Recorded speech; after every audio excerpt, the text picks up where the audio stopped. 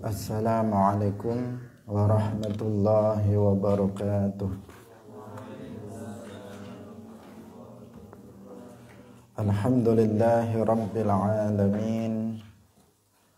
Lahul ni'matu wa lahul fadlu wa lahul thana'ul hasan. Wa salawatullahil barrir rahim wal malaikatil muqarrabin ala sayyidina wa maulana Muhammadin wa ala alihi wa ashabihi tayyibin at-tahirin. Allahumma la sahla illa ma ja'altahu sahla wa anta taj'alul hazna idza syi'ta sahla. Allahumma arzuqna al-ikhlasa fin niyyati wal qawli wal amal. Wa ba'du. Ila Nabiyil Mustafa sallallahu alaihi wasallam wa ikhwanihi minal anbiya'i wal mursalin wa syuhada'i was salihin, khususan ila sultanil awliya Syekh Abdul Qadir Al-Jilani wa Syekh Ahmad Ar-Rifa'i wa Syekh Baha'iddin An-Naqsyabandi wa Syekh Abdullah Al-Harari wa ila arwahi muassisi jam'iyyati Nahdlatul Ulama Syekh Muhammad Hashim Ash'ari wa Syekh Bisri Sansuri wa Syekh Abdul Wahhab Hasbuwah wa ila arwahi jami'i ahli al-qubur minal muslimin wal muslimat. Al-Fatihah. A'udzu billahi minasy syaithanir rajim. Bismillahirrahmanirrahim. Alhamdulillahi rabbil alamin. Ar-Rahmanir Rahim. Maliki yaumiddin. Iyyaka na'budu wa iyyaka nasta'in. Ihdinas siratal mustaqim. Siratal ladzina an'amta 'alaihim ghairil maghdubi 'alaihim waladdallin. Amin. Hadirin hadirat kaum muslimin muslimat rahimakumullah. Alhamdulillah, puji syukur marilah kita sampaikan kepada Allah Subhanahu wa taala. Pada pagi hari ini Allah Subhanahu wa taala masih melimpahkan rahmat, nikmat-nikmatnya kepada kita semuanya, terutama nikmat taufik, karena dengan nikmat tersebut kita semuanya pada pagi hari ini bisa kembali bersama-sama dalam pengajian tafsir ayatil ahkam. Semoga Allah Subhanahu wa taala memberikan keistiqomahan kepada kita sehingga kita bisa terus menghadiri majelis-majelis ilmu yang serupa. Amin ya rabbal alamin. Salawat dan salam semoga tetap terlimpahkan kepada junjungan kita Nabi Agung Nabi Muhammad sallallahu alaihi wasallam, para sahabatnya, keluarganya serta seluruh umat Islam yang mengikuti beliau ila yaumil qiyamah. Hadirin rahimakumullah, pada pagi hari ini kita masih dalam pembahasan tentang sifat-sifat salat. Kita akan membaca penafsiran surat Al-Ahzab ayat 56. Allah Subhanahu wa taala berfirman, Ya ayyuhalladzina amanu sallu alaihi. Ya ayyuhalladzina amanu sallu alaihi. Lengkapnya, Innallaha wa malaikatahu yusalluna 'alan nabi ya ayyuhalladzina amanu sallu 'alaihi wa sallimu taslima. Ya ayyuhalladzina amanu sallu 'alaihi. Wahai orang-orang yang beriman, bersolawatlah kalian kepada Nabi. Qala al-Ansari fi Fathil Wahhabi wa wujubu as-salati 'alan nabiyyi sallallahu alaihi wasallam ba'da tasyahhudi thabitun biqaulihi ta'ala sallu alaihi wa bil amri biha fi khabari sahihain wa aula ahwali wujubiha as-salatu. Qalu wa qad ajma'u ala annaha la tajibu kharijaha wal munasib laha minha at-tashahhud akhiraha fatajibu ba'dahu kama sarraha bihi fil majmu'i wa ghairihi. Hadirin rahimakumullah, Syekh Zakaria Al-Ansari dalam kitab beliau yang berjudul Fathul Wahhab, kitab yang sangat terkenal di kalangan pesantren, beliau mengatakan bahwa wajibnya bersolawat kepada Nabi setelah tasyahud itu sabit berdasarkan pertama ayat ya ayyuhalladzina amanu sallu alaihi, dan yang kedua berdasarkan perintah untuk membaca sholawat kepada Nabi dalam sholat dalam hadis yang diriwayatkan oleh Al-Imam Al-Bukhari dan Muslim yang sering disebut dengan hadis atau khabar as-sahihain. Hadirin rahimakumullah, kita mengetahui bahwa salah satu dari rukun sholat adalah membaca sholawat, yaitu setelah membaca tasyahud akhir. Jadi ada rukun sholat namanya membaca tasyahud akhir, ada rukun sholat namanya membaca sholawat Nabi. Ini rukun yang sendiri-sendiri, rukun yang berbeda, bukan rukun yang sama. Karena sebagian pemahaman orang awam itu menilai bahwa tasyahud akhir itu ya sampai termasuk sholawat itu adalah bagian dari tasyahud akhir. Sebagian berpandangan atau menganggap seperti itu, padahal keduanya adalah sesuatu yang berbeda dan rukun yang berbeda. Membaca tasyahud akhir itu sampai asyhadu an la ilaha illallah wa asyhadu anna muhammadar rasulullah.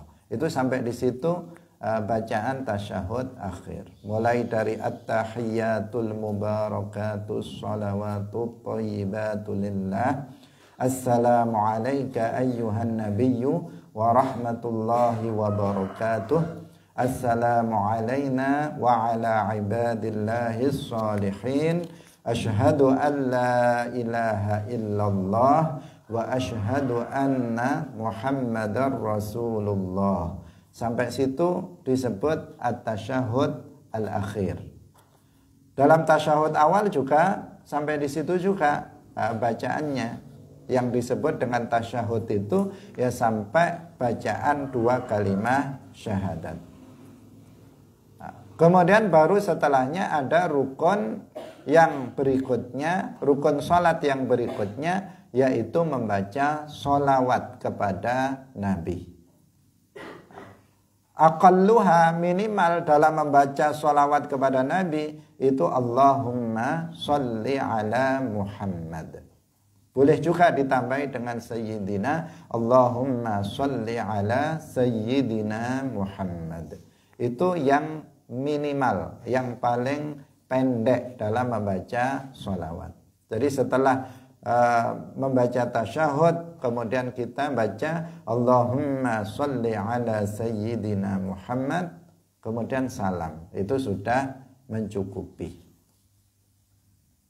Tetapi yang paling sempurna, akmaluha, yang paling sempurna dalam membaca sholawat itu dengan membaca sholawat Ibrahimiyah.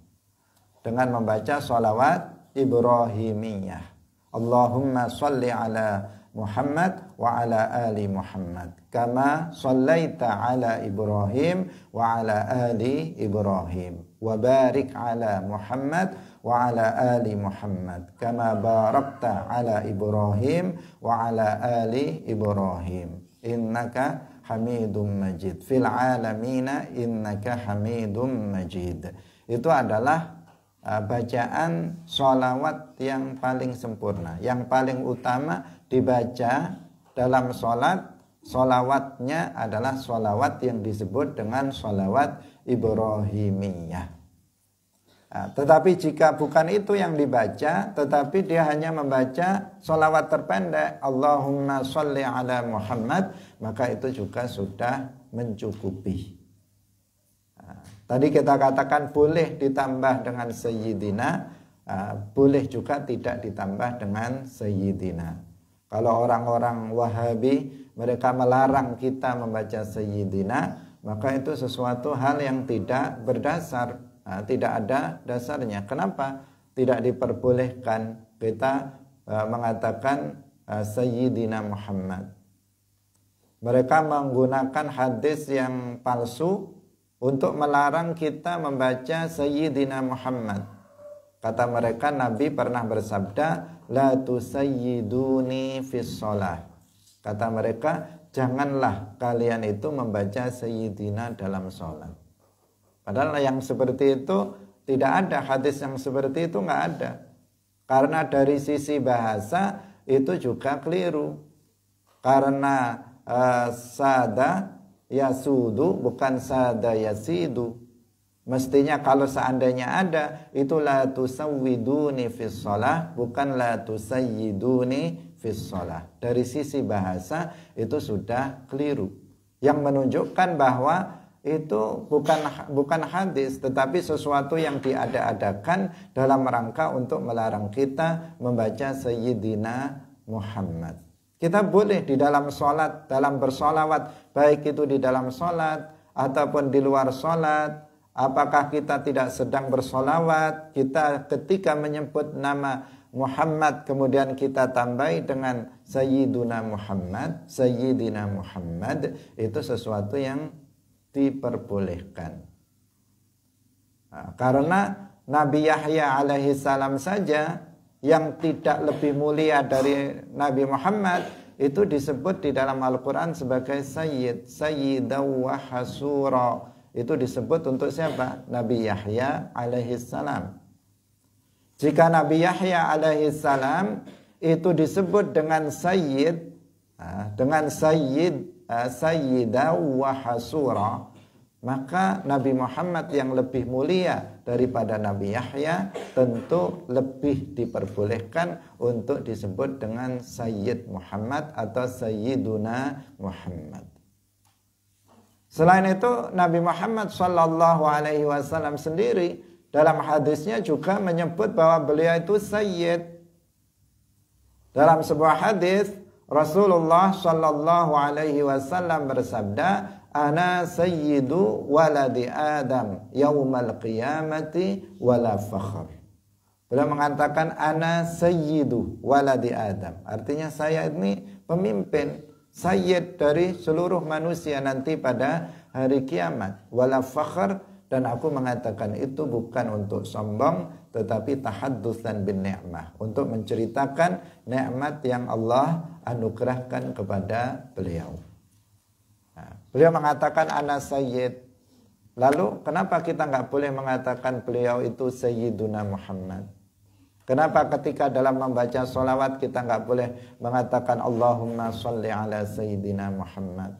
Larangan seperti itu, larangan yang tidak berdasar. Yang benar boleh kita mengatakan Allahumma sholli ala Muhammad, juga boleh kita mengatakan Allahumma sholli ala Sayyidina Muhammad.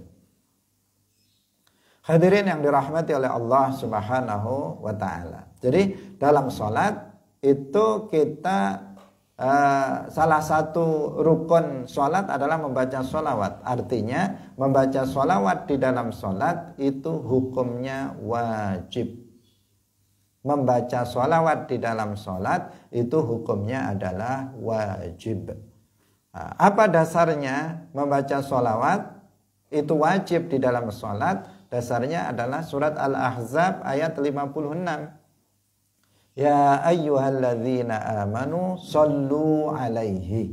Sebagian ulama berpendapat bahwa ayat ini adalah ayat yang menunjukkan wajibnya bersolawat kepada Nabi di dalam sholat.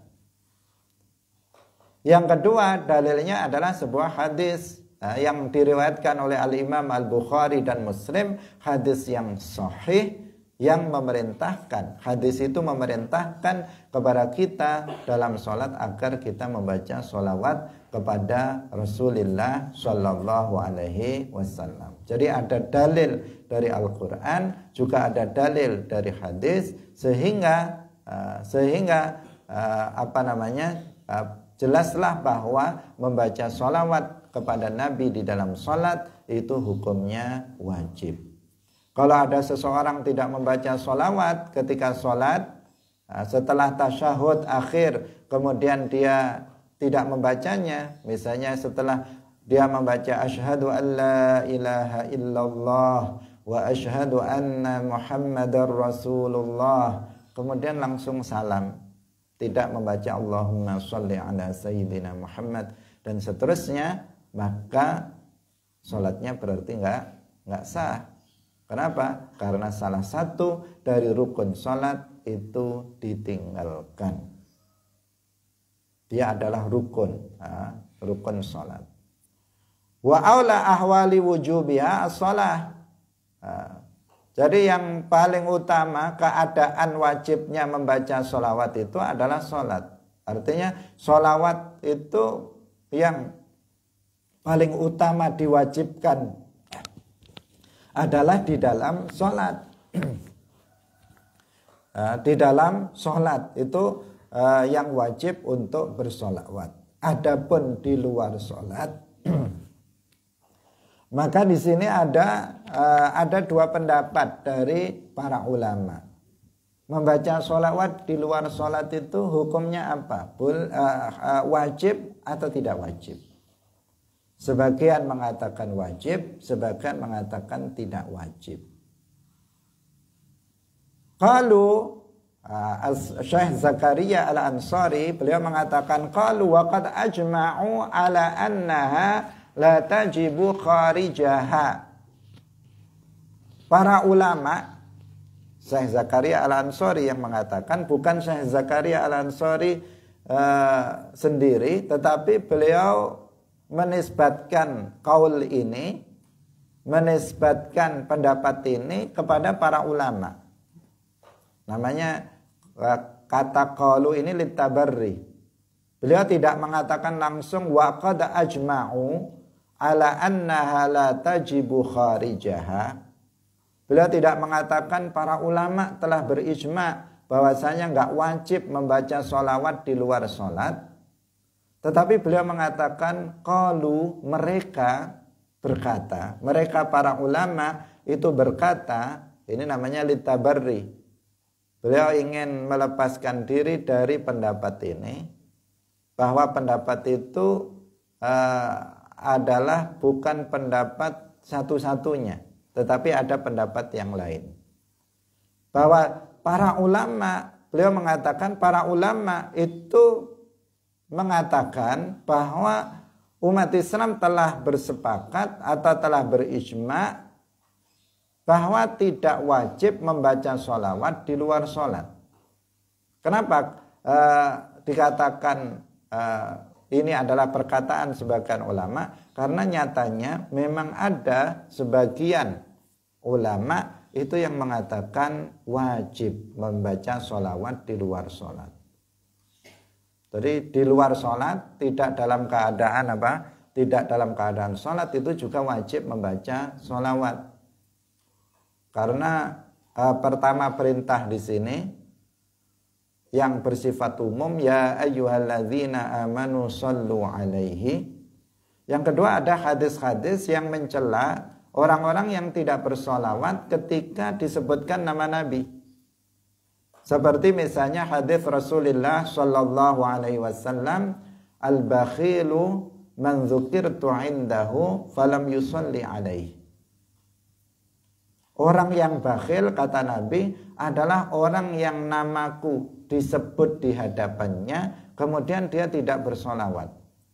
Ketika disebut Muhammad, dia diam saja, tidak mau mengatakan Allahumma sholli alaihi. Dia tidak mau mengatakan sallallahu alaihi wasallam. Dia diam saja, maka Nabi mengatakan dia adalah orang yang bakhil. Dan beberapa hadis yang lainnya. Sehingga ada sebagian ulama itu yang mengatakan bahwa membaca sholawat di dalam sholat itu wajib, di luar sholat hukumnya juga wajib. Tapi sebagian ulama mengatakan bahwa membaca sholawat di dalam sholat itu hukumnya wajib, sementara membaca sholawat di luar sholat itu tidak wajib. Ada sebagian ulama yang mengatakan seperti itu. Jadi ada khilaf di antara para ulama, bukan ijma yang terjadi, tetapi ada khilaf di antara atau perbedaan pendapat di antara para ulama tentang hukum membaca sholawat di luar sholat. Wal munasib laha minha at-tasyahhud akhirahu fatajibu ba'daha. Dan yang paling cocok dalam sholat itu adalah membaca sholawat itu adalah setelah atau pada akhir sholat setelah tasyahud. Itu yang paling pas. Kenapa? Karena dalam tasyahud itu disebutkan nama Nabi. Dalam tasyahud itu disebutkan nama Nabi. Bukankah dalam tasyahud ada bacaan 2 kalimat syahadat? Wa ashhadu anna Muhammadar Rasulullah. Dalam tasyahud disebutkan nama Nabi. Ketika disebutkan nama Nabi, maka kita diperintahkan untuk bersolawat. Makanya setelah tasyahud itu baru kita membaca solawat. Bukan solawat dulu baru tasyahud, tetapi membaca tasyahud atau tahiyat akhir, kemudian baru kita membaca solawat. Itu yang letaknya pas di situ. Kenapa? Karena sebelumnya nama Nabi Muhammad disebutkan dalam tasyahud. Dan ketika nama Nabi Muhammad disebutkan, maka kita itu diperintahkan untuk bersolawat kepada Nabi Muhammad Sallallahu Alaihi Wasallam. Ini harus kita perhatikan ya, baik di dalam sholat maupun di luar sholat. Di dalam sholat apalagi, karena ini adalah bagian rukun sholat yang sholat tidak akan sah tanpanya. Nah, di luar sholat, ketika kita mendengar nama Nabi Muhammad, jangan sampai diam saja. Jangan sampai kita tidak perhatian sehingga kita tidak bersolawat kepada Nabi. Ketika disebut Muhammad, langsung ucapkan sallallahu alaihi, Allahumma salli alaihi, atau misalnya sallallahu ala Muhammad wasallam, dan seterusnya. Berbagai macam bentuk solawat dipersilahkan. Setelah itu, ini adalah perintah dari Rasulullah Shallallahu Alaihi Wasallam, dan Nabi mencela orang yang tidak bersolawat ketika nama beliau itu diucapkan atau disebutkan. Termasuk sudah menjadi tradisi dari umat Islam Ahlus Sunnah wal Jamaah. Ketika menulis nama Nabi Muhammad itu juga ditambahi dengan sholawat. Misalnya di dalam buku catatan kita atau dalam kitab disebutkan Muhammad, maka kemudian di belakangnya diberi sallallahu alaihi wasallam. Ini sesuatu yang bid'ah, nggak ada pada masa Nabi. Nabi ketika membuat surat kepada para raja-raja untuk diajak masuk ke dalam agama Islam, itu tidak disebut sholawat setelah nama Nabi Muhammad. Tetapi belakangan, umat Islam belakangan yang kemudian membuat bid'ah berupa menuliskan sholawat setelah nama Nabi Muhammad Sallallahu Alaihi Wasallam. Tetapi bid'ah ini bid'ah yang hasanah, bid'ah yang baik, yang tidak bertentangan dengan Al-Quran dan Sunnah. Nah, sehingga ya kita teruskan. Bahkan membaca sholawat kita tahu itu adalah sesuatu yang diperintahkan. Maka dalam tulisan pun misalnya kita menyebut Nabi Muhammad, tulis sallallahu alaihi wasallam. Tapi ingat, dalam menulisnya jangan disingkat. Jangan disingkat, karena menyingkat bacaan sholawat dalam tulisan itu para ulama menggolongkannya sebagai bid'ah sayyi'ah, bid'ah yang buruk. Disingkat misalnya ditulis Nabi Muhammad SAW. Nabi Muhammad apa? Disebut, dikatakan SAW. Nah, itu sesuatu yang enggak layak. Karena SAW itu bukan sholawat. Sholawat itu sallallahu alaihi wasallam. Itu namanya sholawat. Kalau SAW bukan sholawat. Itu singkatan yang bisa dipanjangkan sekehendak kita. SAW, saya akan apa misalnya dibuat, bisa saja seseorang akan memelesetkannya dalam kepanjangan yang lainnya. Karena itu jangan mengatakan Nabi Muhammad SAW, tetapi Nabi Muhammad sallallahu alaihi wasallam. Demikian juga dalam bahasa Arab, kalau ditulis dalam huruf Arab juga jangan disingkat, karena ada sebagian yang menyingkatnya, misalnya Muhammad Shod. Muhammad Shod, maksud dia adalah sallallahu alaihi wasallam. Ada lagi yang menyingkatnya Shod Mim. Ada lagi yang menyingkatnya Sol'an. Sol'an disingkat, maksud dia adalah sallallahu alaihi wasallam. Itu adalah bid'ah yang sayyi'ah, bid'ah yang buruk. Kalau kamu malas bersolawat, lebih baik tidak usah ditulis sekalian.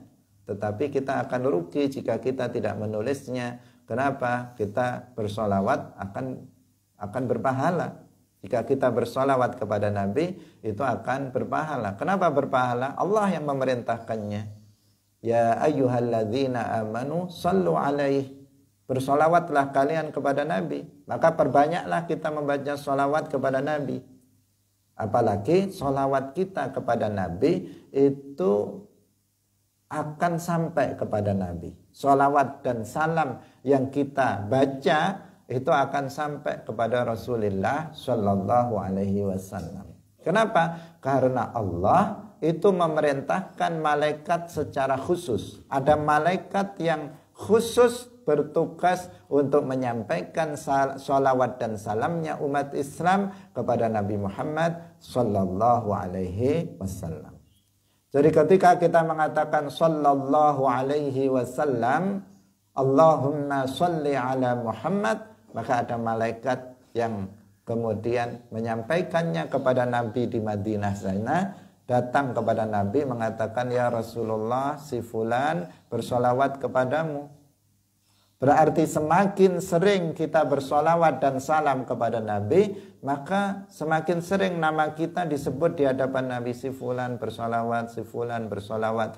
Ketika kita semakin sering bersolawat, semakin dikenal oleh Nabi Muhammad sallallahu alaihi wasallam, dan kita semakin berpeluang untuk mendapatkan syafaat dari Rasulullah sallallahu alaihi wasallam nanti di akhirat.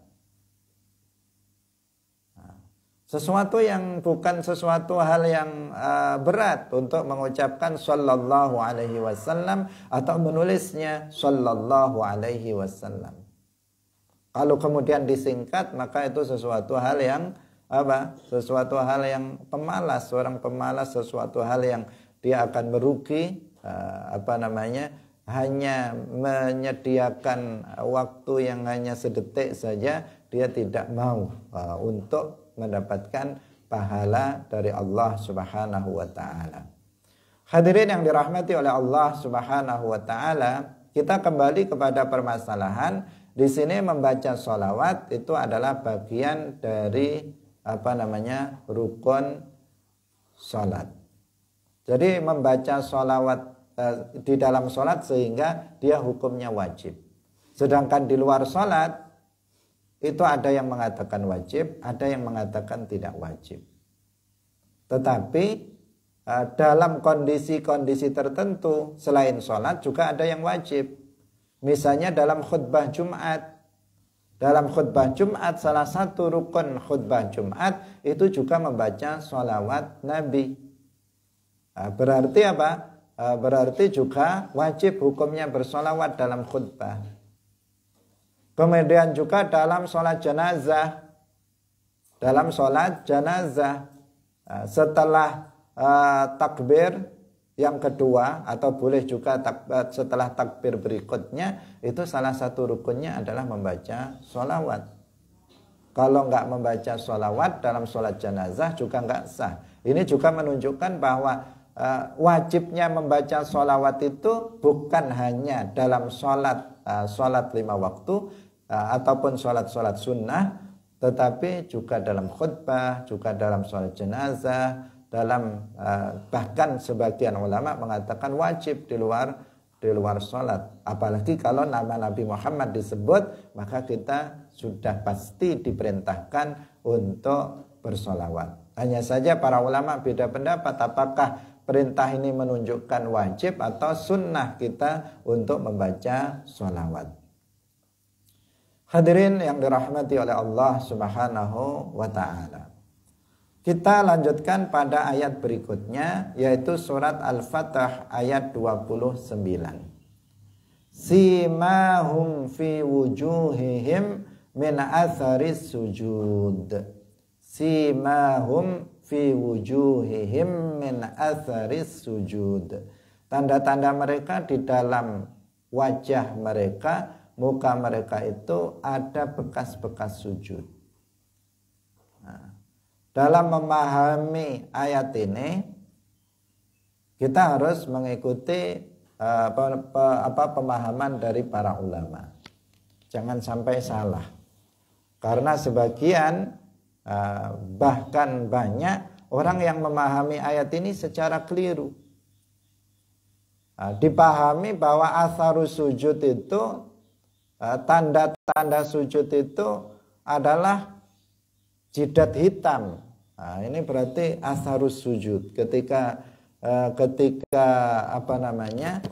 di keningnya itu sudah hitam, maka inilah tanda-tanda orang mukmin yang soleh, orang mukmin yang baik. Di keningnya ada cap hitamnya karena sujud. Maknanya tidak seperti yang dikatakan oleh mereka. Sehingga mereka ini sebenarnya nggak banyak sholat. Tetapi bukan kita mencela orang yang keningnya ada atharus sujud. Banyak para kiai kita, banyak para ustadz, banyak orang-orang soleh yang keningnya memang menghitam. Menghitamnya itu memang ya betul-betul karena banyak sholat, banyak sujud. Dia bukan hanya sholat 5 waktu, tetapi dia kalau malam bangun malam, dia banyak sujud, dia banyak sholat, kemudian sholat rawatib, berbagai macam sholat sunnah dilakukan, memang betul-betul kemudian membekas kepada jidatnya, membekas pada keningnya, sehingga kemudian menjadi menghitam. Itu memang ada yang seperti itu. Tetapi bukan mereka yang berpendapat seperti itu kemudian seperti sebagian orang-orang Wahabi berpendapat seperti itu, akhirnya apa? Mereka sudah jarang sholat sunnah, sholat pun tetapi ketika sholat kemudian dia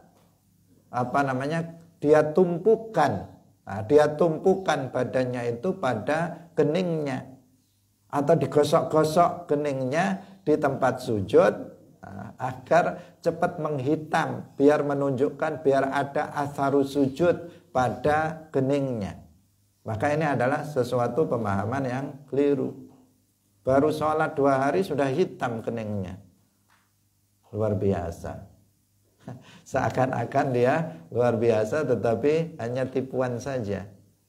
Kalau betul-betul memang seseorang itu enggak, dia sujud biasa saja, tetapi karena setiap hari memang dia sholat, maka memang akan tampak pada keningnya itu akan menghitam. Sebagian masyayikh kita begitu sampai hitam keningnya karena memang banyak sujud betulan. Bukan karena disengaja untuk dihitamkan. Sengaja dihitamkan itu yaitu tadi dengan diusek-usek keningnya ke lantai atau ke karpet, atau cari karpet yang agak tajam biar bisa cepat membekas. Ini tentu sebuah pemahaman yang tidak benar. Jadi bagaimana para ulama memahami ayat ini? Simahum fi wujuhihim min athari sujud istadalla bihi li'adami wujubi wad'il yadaini wa rukbataini wal qadamaini fi sujud li'annahu ta'ala afradal jabhata fi dzikri sujud wa huwa ahadul qawlaini fil madhhab syafi'i wa qala ar-rafi'i innahu al-azhar wa khalafahu an-Nawawi faqala al-azharu wujubul wad'i. Ayat ini dijadikan sebagai dalil tentang tidak wajibnya seseorang meletakkan kedua tangan, kedua siku dan kedua telapak kaki dalam sujud. Karena Allah dalam ayat ini hanya menyebutkan hanya menyebutkan wajah, artinya kening, hanya menyebutkan kening saja dalam sujud itu, sehingga dikatakan simahum fi wujuhihim min athari sujud, bukan simahum fi wujuhihim wa fi rukbataihim wa fi qadamaihim, bukan seperti itu, tetapi hanya fi wujuhihim min athari sujud. Jadi bekas sujudnya itu hanya ada pada wajahnya, pada keningnya, bukan pada bukan pada kedua telapak tangannya, bukan pada kedua lututnya, bukan pada kedua telapak kakinya. Tetapi atharu sujud ada pada keningnya, pada wajahnya. Yang disebutkan dalam ayat itu hanya itu. Sehingga sebagian ulama mengatakan bahwa yang wajib diletakkan dalam sujud, diletakkan di tempat sujud itu hanya kening. Meskipun nggak terbayangkan oleh kita bagaimana itu sujudnya kalau seandainya hanya keningnya saja yang diletakkan tanpa meletakkan lutut dan kedua tangan, kedua telapak tangan. Apakah bagaimana itu tidak terbayangkan, tetapi mungkin itu terjadi. Mungkin itu terjadi. Nah, pendapat ini adalah salah satu dari dua pendapat dalam mazhab Syafi'i. Jadi dalam mazhab Syafi'i berarti ada dua pendapat tentang masalah sujud ini. Tentang apa? Tentang meletakkan anggota yang 7 itu. Nah, yang biasa kita pelajari bahwa dalam sujud itu yang harus diletakkan di tempat sujud itu ada 7. Yaitu yang pertama kening dalam keadaan terbuka, baik keseluruhan atau sebagiannya. Yang kedua adalah kedua telapak tangan, yang kedua dan ketiga, 1, 2, 3. Kemudian yang keempat dan yang kelima adalah dua lutut. Kemudian yang ke-6 dan yang ke-7 itu adalah telapak kaki. Jari-jari bagian dalam dari jari-jari kaki. Itu yang ke-6 dan yang ke-7. Itu wajib semuanya diletakkan pada tempat sujud. Itu yang umum kita pelajari. Tetapi dalam mazhab Syafi'i itu sebenarnya ada pendapat lain yang mendasarkan pendapat itu pada ayat simahum fi wujuhihim min athari sujud, bahwa yang wajib diletakkan di tempat sujud itu hanya kening saja. Kedua telapak tangan tidak wajib, kemudian kedua lutut tidak wajib, dan kedua telapak kaki juga tidak wajib diletakkan di tempat sujud. Nah, di sini ada dua komentar tentang dua pendapat ini dari Al-Imam An-Nawawi dan Al-Imam Ar-Rafi'i. Kalau Al-Imam Ar-Rafi'i berpendapat bahwa Al-Azhar, bahwa pendapat yang unggul dari dua pendapat ini itu yang tidak wajibnya meletakkan anggota badan di tempat sujud kecuali hanya kening saja. Pendapat yang tadi ngikuti ayat ini. Jadi yang wajib itu hanya meletakkan kening. Itu qaul rajih menurut siapa? Ar-Rafi'i, yang diunggulkan oleh Al-Imam Ar-Rafi'i. Tetapi Al-Imam An-Nawawi itu lebih mengunggulkan pendapat yang kedua. Yang ini pendapat yang sering kita gunakan, yaitu wajibnya meletakkan 7 anggota badan dalam sujud. Ini yang dirojihkan atau diunggulkan oleh Al-Imam An-Nawawi. Wajib meletakkan kening, kedua telapak tangan, kedua lutut, dan kedua telapak kaki. Ini yang azhar atau pendapat yang rojih, yang unggul menurut siapa? Al-Imam An-Nawawi. Tetapi tidak menafikan tarjih yang dikemukakan oleh Al-Imam Ar-Rafi'i tentang wajibnya hanya kening saja, tidak yang lainnya. Qala Ramliyu fi Nihayatil Muhtaj. Kita baca sekarang pendapat dari Al-Imam atau keterangan dari Al-Imam Ar-Ramli dalam kitab Nihayatul Muhtaj.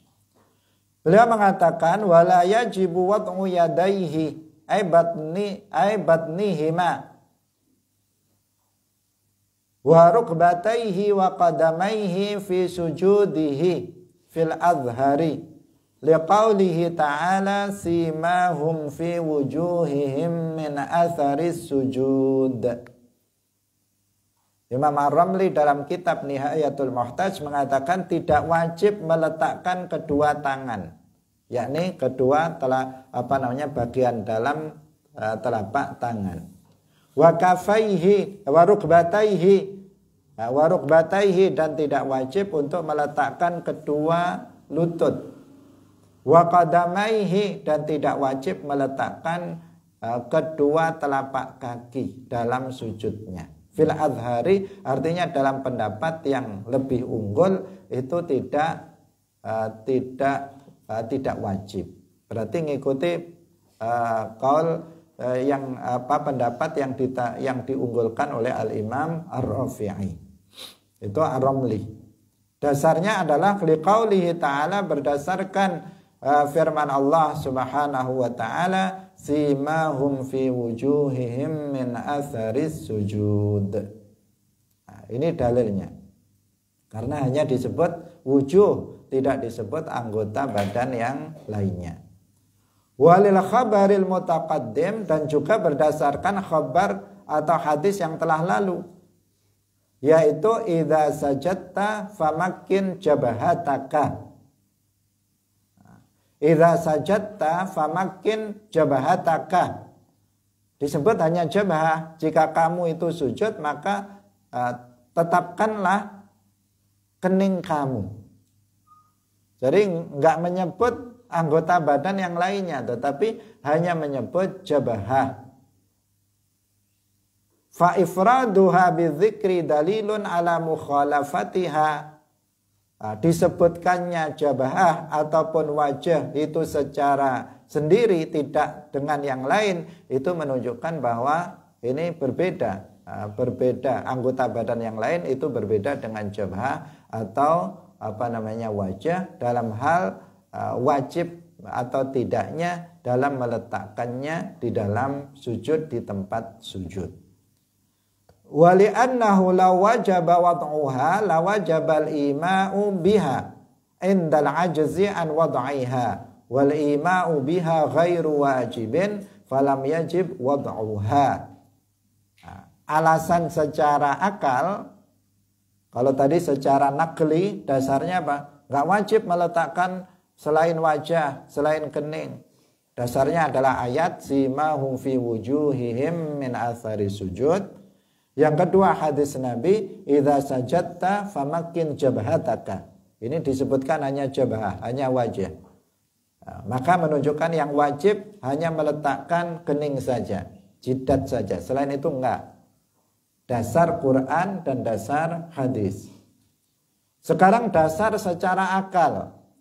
Secara akal seandainya meletakkan kedua telapak tangan, kedua tangan, kemudian meletakkan kedua lutut, kedua telapak kaki itu wajib, maka pastilah wajib untuk memberikan isyarat ketika dia tidak mampu untuk meletakkannya.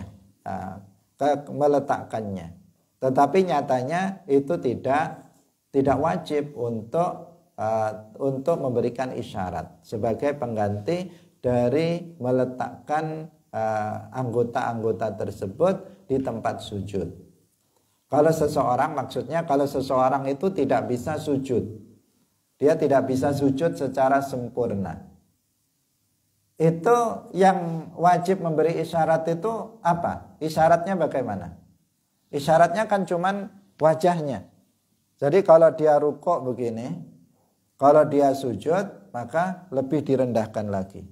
Isyaratnya hanya wajah.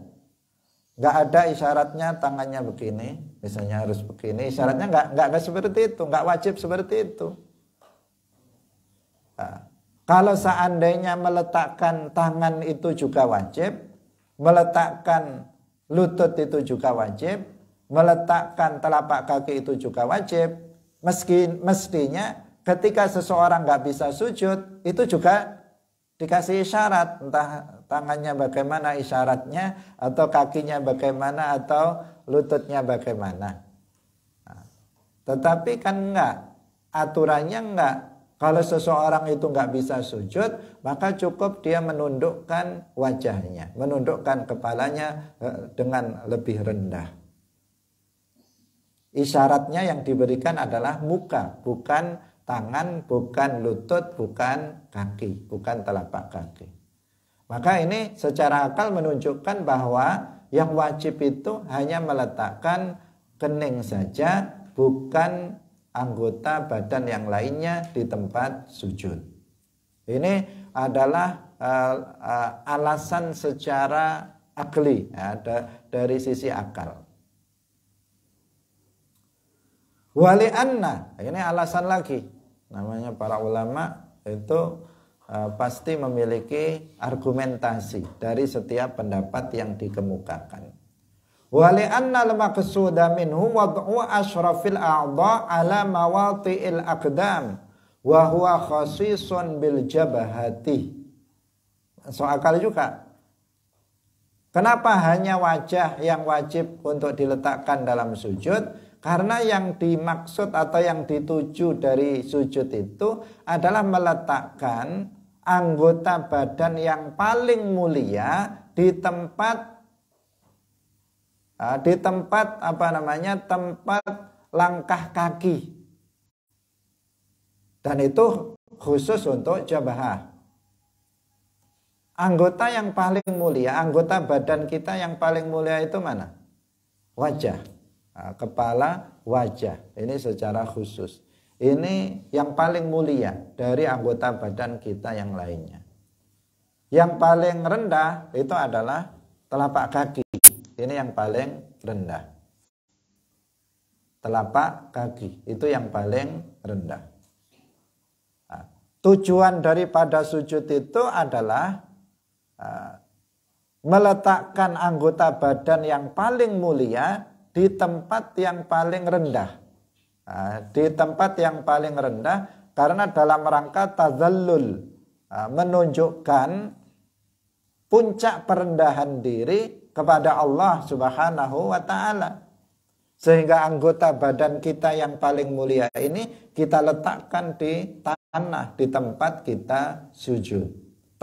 Tempat di mana kaki kita, telapak kaki kita itu melangkah. Telapak kaki kita melangkah, di situ kita letakkan anggota badan kita yang paling mulia. Untuk menunjukkan betapa kita merendahkan diri kita kepada Allah Subhanahu wa taala dengan puncak perendahan diri dalam sujud itu.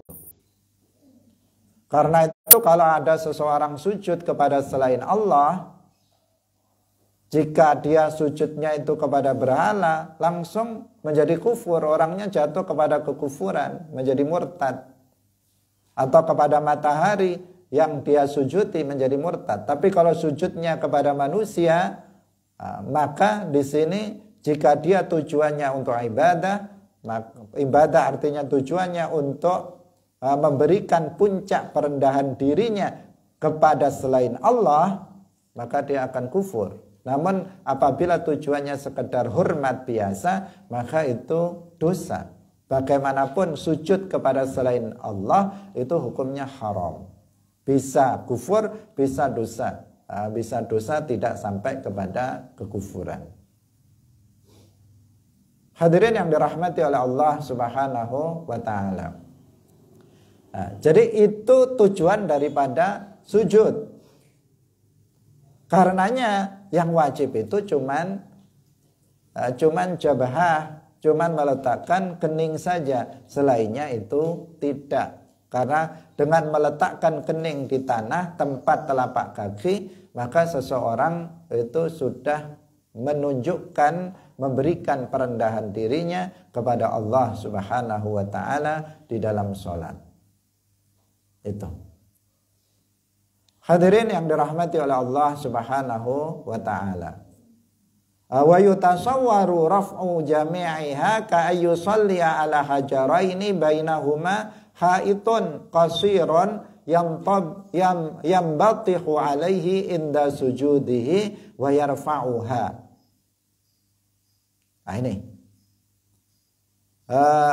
Ini digambarkan ya, digambarkan. Nah, silahkan nanti dibayangkan tersendiri.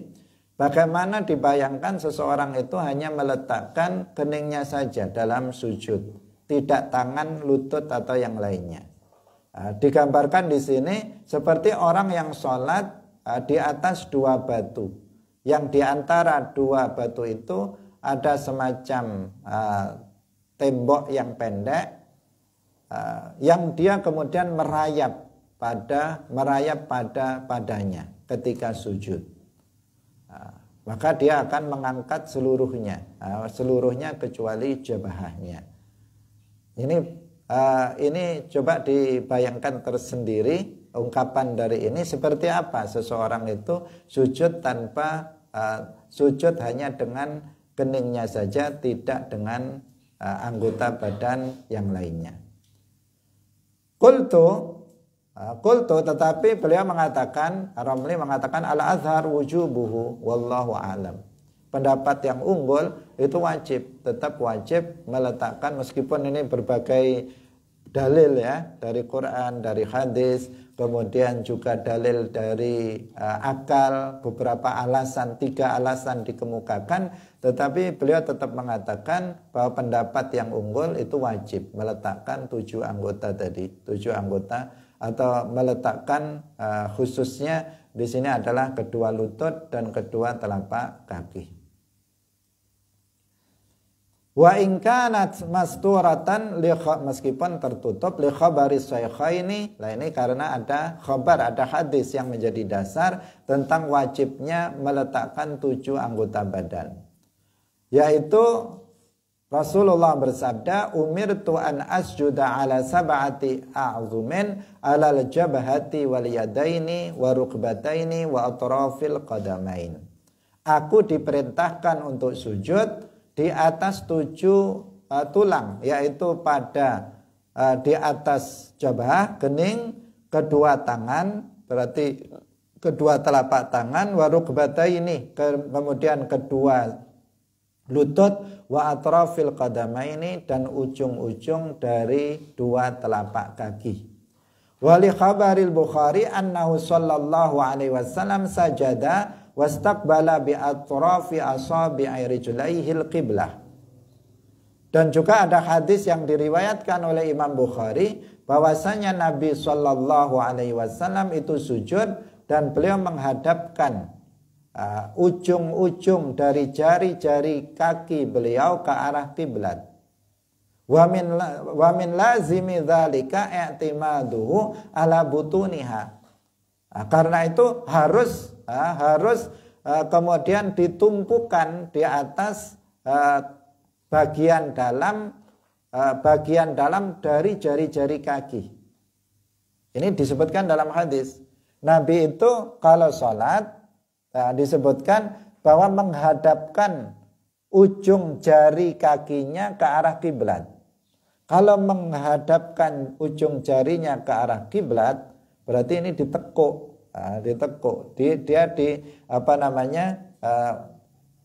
Jari-jari kakinya itu ditekuk, bukan seperti ini.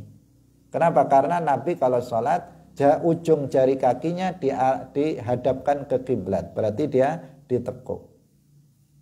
Sehingga atas dasar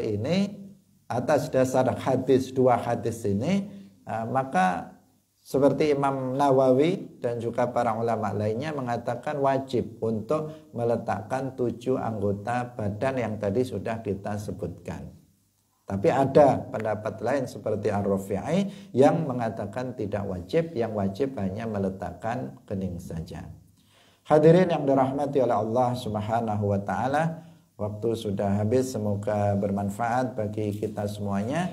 Ada ayat yang lainnya yang memiliki makna yang sama, yaitu tentang bahwa rukuk dan sujud itu adalah bagian daripada rukun salat, yaitu Al-Hajj ayat 77, ya ayyuhalladzina amanu ruk'u wasjudu. Kemudian juga firman Allah, ini yang dijadikan dasar, ya ayyuhalladzina amanu ruk'u wasjudu. Wahai orang-orang yang beriman, rukuklah kalian dan sujudlah.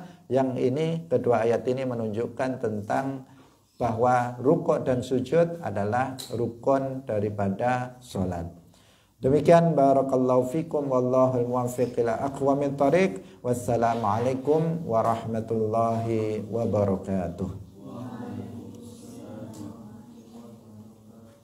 La ilaha illallah.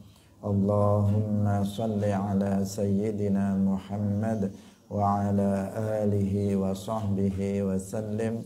Rabbi ghfirli wa liwalidayya wa lil mu'minina wal mu'minat.